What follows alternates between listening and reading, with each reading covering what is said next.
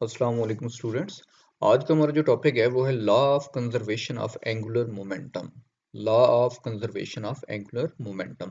देखिए, आप लोगों ने चैप्टर 3 में एक पढ़ा था law of conservation of linear momentum. Linear momentum यानी किसी बॉडी का जो लीनियर मोमेंटम है वो कांस्टेंट रहता है। कब भला? जब एक आइसोलेटेड सिस्टम हो। आइसोलेटेड सिस्टम के मीनिंग थे कि जब उस पर कोई फोर्स एक्ट ना कर रही हो। देखिए, वो तो थी लीनियर मोशन। चैप्टर 3 आपका लीनियर मोशन का था कि स्ट्रेट लाइन मोशन का था।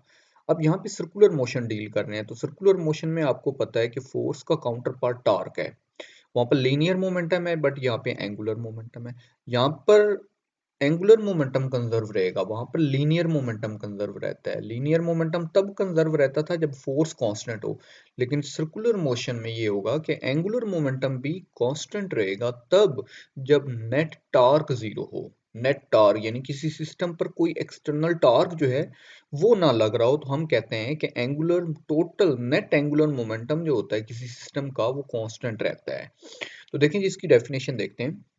डेफिनेशन आपके सामने है जिस तरह, it states that total angular momentum of a system remains constant if no external torque acts upon the system. यानी उसके ऊपर कोई एक्सटर्नल टॉर्क ना लगे।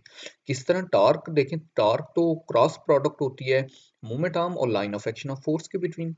मोमेंट आर्म आर हो गया और लाइन, अगर ये दोनों बहुत स्मॉल होंगे ना, देन ये टॉर्क को हम इग्नोर कर सकते हैं सर्कुलर मोशन में। यानी या आर स्मॉल हो या एफ। या आपको पता है कि टार्क कब नहीं लगेगा? अगर आर जीरो हो जाए, मूवमेंट आर्म जो है वो जीरो हो जाए। तो ये एक हो गया कि स्टेटमेंट इसकी आपने याद रखनी है कि टोटल एंगुलर मोमेंटम जो होता है वो कांस्टेंट रहता है अगर एक्सटर्नल टार्क एक्ट ना करे। हाँ जी, तो अब जरा इसका देखिए, मैथमेटिकल रिलेशनशिप देखते हैं कि हमें पता है एल इक्वल होता है आई ओमेगा के। एल इक्वल है आई ओमेगा। तो वो इस चीज को देखते हैं। हम एक सिस्टम कंसिडर करते हैं जिसके अंदर नंबर ऑफ बॉडीज पड़ी हैं। एक सिस्टम कंसिडर करें जिसके अंदर नंबर ऑफ बॉडीज हैं, और पहली बॉडी का जो है वो एंगुलर मोमेंटम ये होगा L1, दूसरे का L2, तीसरे का L3, चौथे का L4, इस तरह लास्ट वाली का Ln हो जाएगा। तो टोटल एंगुलर मोमेंटम उस सिस्टम का देखना हो तो मुझे सब बॉडीज का जो एंगुलर मोमेंटम उसे ऐड करना होगा। ये देखें, सिस्टम का फिर टोटल एंगुलर मोमेंटम ये होगा पहली बॉडी का एंगुलर मोमेंटम प्लस दूसरी बॉडी का प्लस तीसरी प्लस सो वन, इस तरह जितने भी हैं उन सबको ऐड कर देंगे तो वो उनका टोटल आ जाएगा। अच्छा, when there is no external torque, तो फिर अगर एक्सटर्नल टॉर्क लगे ही ना, तो इनका टोटल एंगुलर मोमेंटम फिर वो क्या हो जाएगा? वो कांस्टेंट। ये देखिए, इज इक्वल टू, मैंने कांस्टेंट कह दिया है, फिर उस वक्त टोटल एंगुलर मोमेंटम जो है वो क्या हो जाएगा? वो कांस्टेंट हो जाएगा।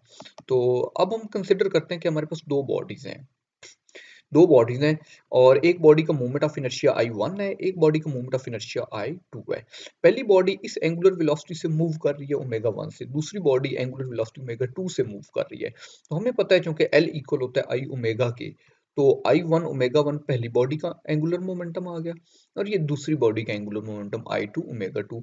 ये आप किसी भी जगह निकालेंगे उन दोनों बॉडीज का, तो वो दोनों का एक दूसरे के इक्वल आ रहा होगा, बशर्ते कि ये दोनों बॉडीज उस सिस्टम के अंदर लाई कर रही हो।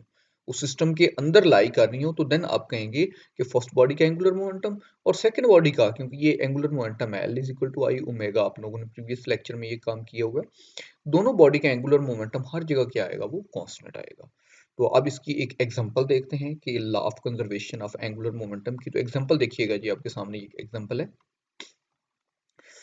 इस फिगर में जरा देखें, इस फिगर में आपको ये शो करवाया जा रहा है कि एक डाइवर है जो कि ये बोर्ड के ऊपर ये खड़ा हुआ है। ये एक बोर्ड है, बोर्ड के ऊपर खड़ा हुआ है और यहाँ से उसने इस तरह जंप करना है।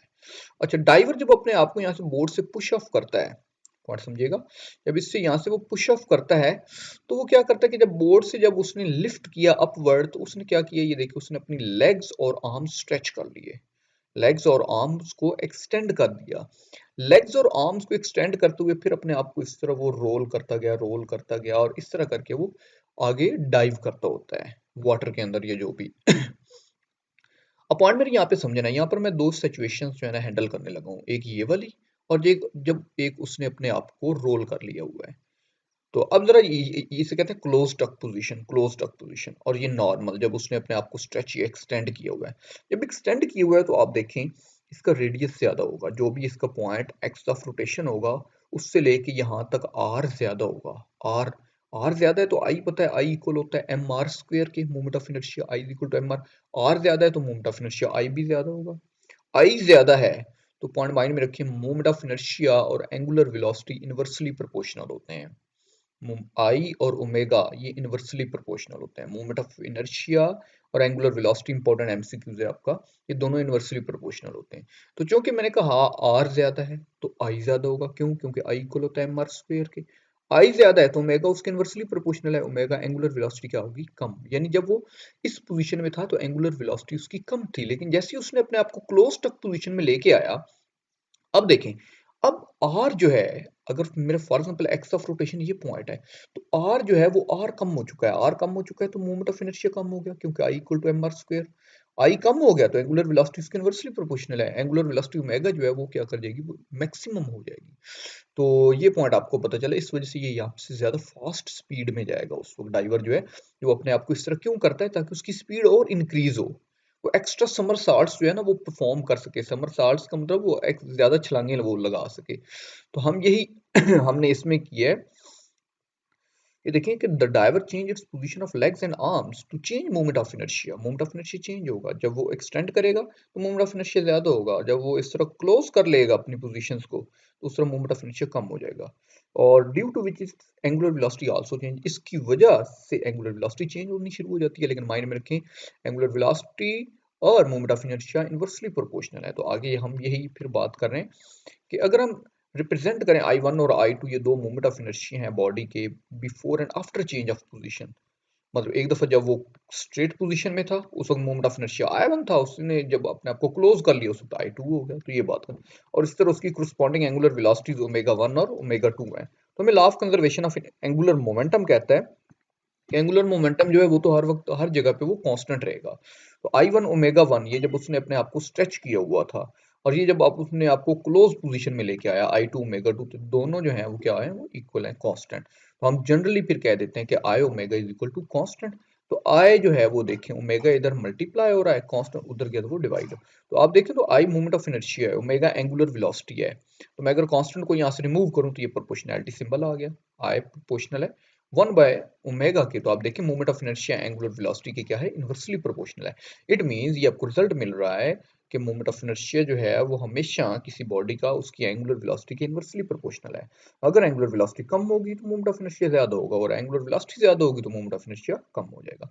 अच्छा, इसी तरह इसकी law of conservation of angular momentum की कुछ और भी एग्जांपल आप यहाँ पे कुछ दे सकते हैं। आइस स्कैटर वाली है कि बर्फ के ऊपर वो जो इस तरह लड़का या लड़की जो है वो स्केटिंग कर रही होती है, ये भी उसी की एक एग्जांपल है। टोर्नेडोज वाली है, और अर्थ की जो रोटेशन है। तो ये सारी law of conservation of angular momentum. तो ये एक छोटा सा आपका टॉपिक था, law of conservation of angular momentum. देखिएगा, इसको कवर कीजिएगा।